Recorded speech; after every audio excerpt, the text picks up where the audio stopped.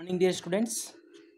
Welcome to continue part of the natural disaster. Yes, in the previous class we have discussed about the earthquakes and the volcanoes eruption. Yes, so in this class we are going to discuss about the next point, that is tsunami. Yes, so tsunami, it is the name given to a series of gigantic waves in the seas or oceans and huge lakes. So you can see here the gigantic waves that changes in the seas as well as oceans and huge lakes. And these huge waves are caused by underwater volcanic eruptions or earthquakes. Yes. So why does the tsunami occurs? Yes. So there is some reasons. For example, the underwater volcanic eruptions or the earthquakes. So these are the main reasons to occur the tsunami. Yes. And as a result, a large volume of water in the water bodies get displaced and generating huge waves. So that's why like this type tsunami format. Okay. And tsunamis can be highly destructive if they strike land. Yes. And the waves not only move at a high speed, but they can be as high as 20 meters. Yes, so it's very destructive waves of the tsunamis, and it can lead a huge amount of destruction, and they can wash away human settlements along the coast. Yes, so as you know, so coastal areas, it's very destructive area, because when the tsunami occurred during that time, it it washed the uh, all the settlements of the coastal people. Yes. And for example, in the year 2004, a massive earthquake measuring around 9.0 on the Richter scale of the west coast of Sumatra, it generated a huge tsunami which caused a massive destruction in India, Sri Lanka, as well as Indonesia and Thailand. So it is one more important tsunami that occurs in India and surrounding countries. That means tsunami, it is nothing, it is a gigantic waves, that means a series of gigantic waves, and that's why it occurs the tsunami. Yes, that means it is caused by two main source, that is underwater volcanic eruptions and as well as earthquakes. Okay, so you can see here the formation of the tsunami. Okay, and next one is so you can see here the how the destruction is led by the tsunami is. And next one is cyclone.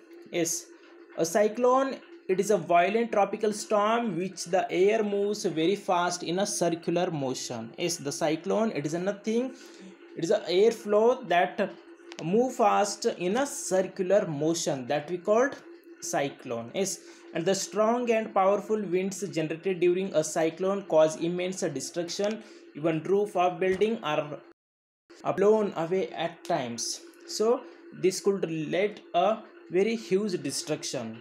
Yes, and sometimes some buildings roofs were collapsed, and the coastal areas are more prone to cyclones. So coastal area, these are the more prone areas to the cyclones. Next one is flood and droughts. Yes, so all of us happily welcome the rains when they arrive after a long summer time. Yes, and the farmers are particularly happy. But flooding normally occurs when, due to unusually heavy rainfall, and natural water bodies like rivers and streams are not able to carry more water, and excess water overflows and submerges the surrounding land area. Yes, so we want some water, but if the rain it gets heavily, so it will consider as a flood. Yes, and sometimes walls of dams also get ruptured due to the pressure of water, and the land around it gets flooded. Yes, if the heavy rainfall is there, gradually it increase the flow of water, and that we call as a flood. Yes, and if flood cause a lot of havoc. Yes, so flood crops, roads, and farms and houses get damaged. Yes, if the flood came during that time, crops, roads and farms and houses get damaged, and also electricity and water supply gets affected due to the floods, and many people and animals also lose their lives. Yes, and many large scale displacement of people takes place, and there is also scarcity of food and other essential supplies. So you can see here how the people they have lost their all property. Yes, some houses they are covered by the water. Yes, and there is always an outbreak of skin and stomach related disease in the affected areas. That means the water available, it is not very pure to consume, so that's why they are facing some stomach as well as some skin problems. Okay, and once the flood waters recede, okay, and not all the floods are caused due to the natural disasters. Some human activities has a major role to play in this. Yes, so natural disaster, that means the only the floods or the drafts are not caused for the natural disaster. Some human activities that also play an important role in the natural disaster. For example, as population increases, the need for more houses and buildings also increases, and more land is also needed for farming. So that's why we are cutting our all trees and we are making it into buildings. So that's why we are destroying our forest area. So that's why it also impact on the natural disaster. That means it lead to the global warming. And when urban planners face a shortage of land, flat level land are used up and forests are cut and marshy and swampy lands are filled up and buildings come up there, where will the water go? Yes, so that's why we are facing the flood in the cities. Yes, and towns and cities are becoming concrete jungles.